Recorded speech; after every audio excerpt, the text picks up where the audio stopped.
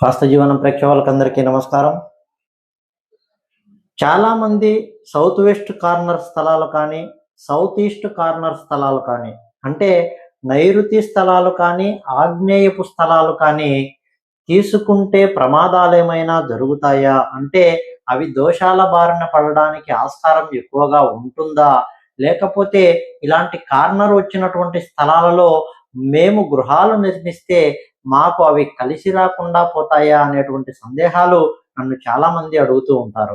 ఎందుకంటే నన్ను స్థల పరిశీలన కోసం వెళ్ళినప్పుడు చూసేటువంటి స్థలాలు కూడా ఈ విధంగా ఉంటున్నాయి కాబట్టి ఆగ్నేయపు స్థలాలు కానీ, నైరుతి స్థలాలు కానీ తీసుకుంటే ప్రమాదమా అనేటువంటి అంశం గురించి ఈరోజు మీకు పూర్తి వివరంగా నేను తెలియజేసే ప్రయత్నం చేస్తాను. చూడండి, మనం ఏ కార్నర్ స్థలాలు అంటే ప్రముఖంగా మనం కార్నర్‌లో స్థలం తీసుకోవడానికి ఎక్కువ మంది ఎందుకు మొగ్గు చూపుతుంటారు అంటే, కార్నర్‌లో ఉన్నటువంటి స్థలాలకు మంచి వాల్యూ ఫర్ మనీలా అవి ఉంటాయి కాబట్టి చాలామంది కార్నర్‌లో ఉన్నటువంటి స్థలాలు తీసుకోవాలనే ఎక్కువ మొగ్గు చూపుతూ ఉంటారు. మరి ఈ విధంగా మనం తీసుకోవద్దా అంటే నిరభ్యంతరంగా తీసుకోవచ్చు. ఎలాంటి ఇబ్బంది ఉండదు అని నేను చెప్తూ ఉంటాను. కాకపోతే ఇక్కడ వచ్చిన సమస్యల్లా ఆ కార్నర్‌కు ఉన్నటువంటి స్థలము ఆగ్నేయపు స్థలం కానీ, నైరుతి స్థలం కానీ ఎన్ని డిగ్రీలు తిరిగి ఉంది, వాటికి ఎలాంటి వీధి చూపులు, ఎలాంటి వీధి పోట్లు కలుగుతున్నాయి, ఈ విషయాన్ని మనం ప్రముఖంగా పరిగణలోకి తీసుకోకుండా ఆ స్థలాలు కొనుగోలు చేయటము అనేటువంటిది పూర్తిగా తప్పనే నేను భావిస్తాను. చాలామంది నాతో అంటూ ఉంటారు, సార్ మేము పలాని చోట ఈ స్థలం తీసుకున్నప్పటి నుంచి మాకు తీవ్రంగా ఆర్థిక నష్టాలు జరుగుతున్నాయి. మేము ఈ స్థలం కొన్నప్పటి నుంచి మాకు కలిసి రావడం లేదు. మా ఇంట్లో తీవ్రంగా సంఘర్షణల పాలవుతున్నాము. తీవ్రంగా ఆర్థిక నష్టాల పాలవుతున్నాము. ఈ స్థలంలో మేము గృహం నిర్మించినప్పుడు మాకు ఏ విధంగా కలిసి రావడం లేదు. ఎందుకు అని నన్ను అడగడం జరుగుతూ ఉంది. దీనికి ప్రధానమైనటువంటి కారణాలు నేను ఇప్పుడు చెప్పేటువంటి ఈ అంశాలే కావచ్చు. ఎందుకంటే కార్నర్ స్థలాలు అన్నీ కూడా మంచి చేస్తాయి అంటే అవి తప్పే అవుతుంది. ఎందుకంటే ఈ కార్నర్లలో వచ్చేటువంటి వీధి పోట్లు ఏవైతే ఉన్నాయో అవి చాలా వరకు ఇబ్బందుల పాలే చేస్తూ ఉంటాయి. అపార ధన నష్టానికి కూడా ఇవి కారణాలుగా మనకు తోస్తూ ఉంటాయి. ఖచ్చితంగా మనము సౌత్ వెస్ట్ కార్నర్ కానీ, సౌత్ ఈస్ట్ కార్నర్ కానీ ఈ మూలకు ఉన్నటువంటి స్థలాలు కొనుగోలు చేసే ముందర మనము గమనించవలసినటువంటి ప్రముఖమైన అంశాల గురించి, ఎందుకు అవి నష్టం చేస్తాయి, ఏ విధంగా ఉంటే వాటిని మనం కొనుగోలు చేయవచ్చు, అందులో గృహాలు నిర్మించవచ్చు అనేటువంటి అంశాన్ని పూర్తి వివరంగా మీకు తెలియజేసే ప్రయత్నం నేను చేస్తాను.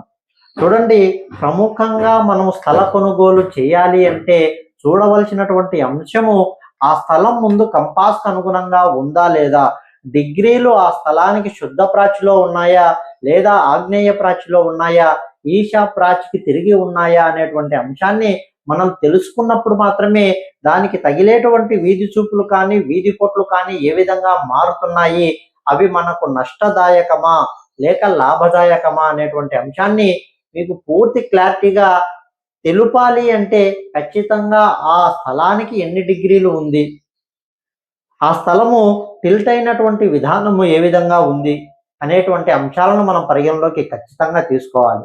ఆ విధంగా డిగ్రీలు చూడకుండా మనం స్థలాలు కొనుగోలు అనేటువంటివి ఎప్పుడు కూడా చేయవద్దు. ఒక స్థలం కొనుగోలు చేయాలి అన్నా, ఆ స్థలంలో ఒక గృహ నిర్మాణం చేపట్టాలి అన్నా ఖచ్చితంగా డిగ్రీలను బేస్ చేసుకొని మాత్రమే మనం చేసినప్పుడు అవి మనకు యోగిస్తాయా, నష్టపరుస్తాయా అని 100కు 100% మనం చెప్పవచ్చు. ఎప్పుడూ కూడా దిక్కులను గుడ్డిగా మనం క్యాల్కులేషన్ వేయనే వద్దు. ఇక్కడ మనం చేసేటువంటి ప్రధానమైనటువంటి తప్పు ఈ విధంగా గుడ్డిగా దిక్కులను నిర్ణయం చేసి ఇది తూర్పు, ఇది ఉత్తరము, ఇది దక్షిణము, ఇది పడమర అని చెప్పేటువంటి విధానాలు ఏవైతే ఉన్నాయో అవి పూర్తిగా తప్పుగా మారి ఆ స్థలాలలో నివసించేటువంటి వారు ఇబ్బందుల పాలవుతున్నారు. అలాంటి స్థలాలు కొనుగోలు చేసినటువంటి వారు కూడా చాలా ఇబ్బందుల పాలవుతున్నారు. కాబట్టి ఖచ్చితంగా స్థల సేకరణకు ముందు ఎన్ని డిగ్రీలు ఆ స్థలం తిరిగి ఉంది, వాటికి ఎలాంటి వీధి చూపులు మరియు వీధి పోట్లు ఉంటున్నాయి అనేటువంటి అంశాన్ని మనం పరిగణలోకి తీసుకోకుండా ఎలాంటి నిర్ణయము తీసుకోవద్దు. అలాంటి స్థలాల వల్ల మనకు నష్టమే జరుగుతుంది తప్ప లాభదాయకంగా ఉండడం లేదు అనేటువంటిదే నా ఆలోచన. ఈరోజు ఈ విషయం గురించి ప్రముఖంగా మీకు వివరంగా తెలియజేసే ప్రయత్నం చేస్తాను. చూడండి, జనరల్గా మనము 2 స్థలాల గురించి మీకు చెప్తున్నాను. South west, south east. ఇప్పుడు ఇవి 2 ఫ్లాట్లు.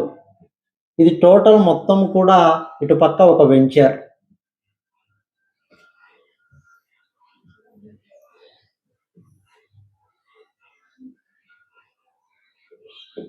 ఇది మనం వెంచర్గా భావిస్తే మనం ప్రధానంగా చూడండి, మనకు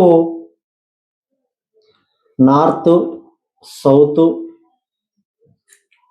వెస్ట్, ఈస్ట్ ఈ విధంగా 4 దిక్కులు ఉండడం జరుగుతూ ఉంటుంది.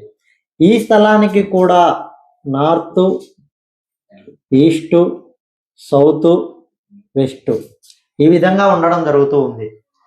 ఈ విధంగా ఉన్నటువంటి స్థలాలకు చూడండి, ఈ ఫ్లాట్ కు మనకు సౌత్ వెస్ట్ కార్నర్ అని చెప్పడం జరిగింది. ఒక రోడ్డు ఉన్నప్పుడు చూడండి, ఈ స్థలానికి ఇది వెస్ట్ రోడ్ అవుతుంది, ఈ స్థలానికి ఇది ఈస్ట్ రోడ్ అవుతుంది.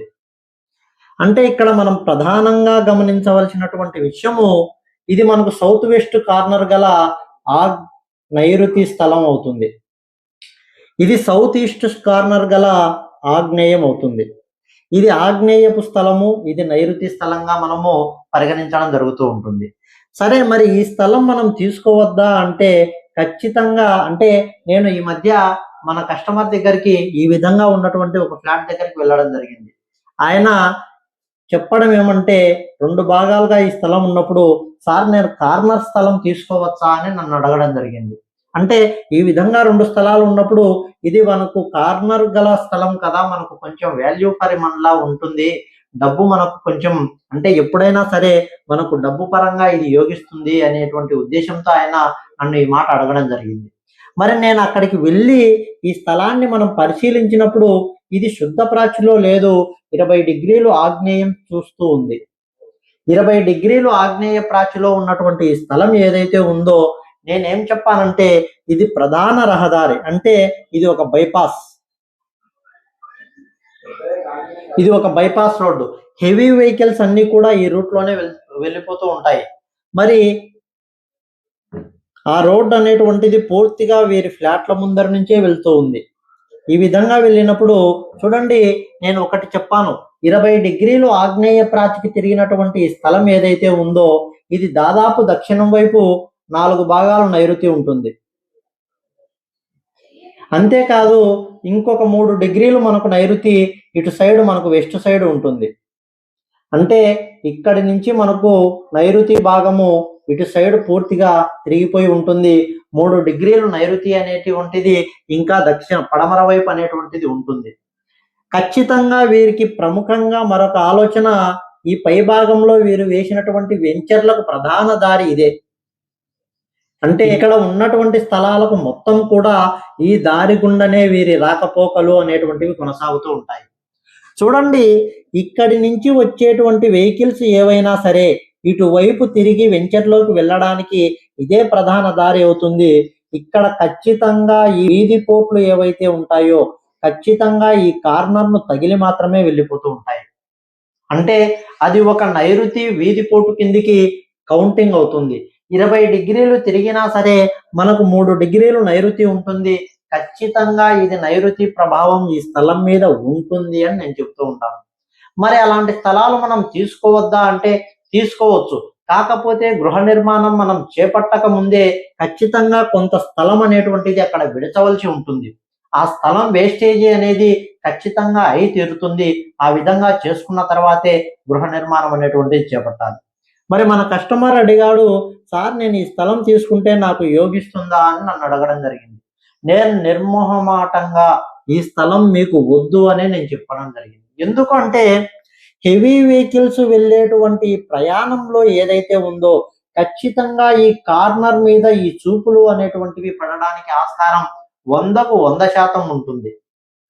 అంటే ఇది సింపుల్ గా ఏవో బండ్లు బైకులు మాత్రమే వెళ్ళేటువంటి ప్రదేశం కాదు, అది ఒక బైపాస్ రోడ్డు కాబట్టి హెవీ వెహికల్స్ చూపులన్నీ కూడా ఈ కార్నర్ ఏదైతే ఉందో, ఆ లైటింగ్ ఏదైతే ఉందో ఖచ్చితంగా ఆ బిట్టు మీద పడే వెళ్ళిపోతూ ఉంటాయి. అలాంటప్పుడు ఈ స్థలంలో కట్టినటువంటి గృహాలు కానీ, ఈ స్థలం తీసుకున్నటువంటి వ్యక్తులు కానీ, అంటే వారి పైకి ఎదగలేకపోవడానికి ఇది ఒక కారణంగా మారుతుంది. ఇందులో మనం గృహాలు చేపట్టినట్లయితే ఆ గృహంలో ధన నష్టం జరిగేదానికి ఆస్కారం ఉంది. నైరుతికి తగిలేటువంటి వీధిపోట్ల వల్ల ఆ ఇంట్లో యాక్సిడెంట్లు, మరణాలు కూడా సంభవించేదానికి ఆస్కారం ఉంది. కాబట్టి నన్ను సంప్రదించినటువంటి వారికి ఎవరికైనా సరే మంచి జరగాలనేటువంటి భావనతో మాత్రమే నేను చెబుతూ ఉంటాను. ఇది మీకు వర్తించదు, ఈ స్థలాలు మీకు ఉపయోగపడవు, ఇది వద్దు, కావాలి అంటే ఇటువైపు ఉన్నటువంటి ఈ స్థలాన్ని మీరు తీసుకోండి అని వారికి సజెషన్ ఇవ్వడం జరిగింది.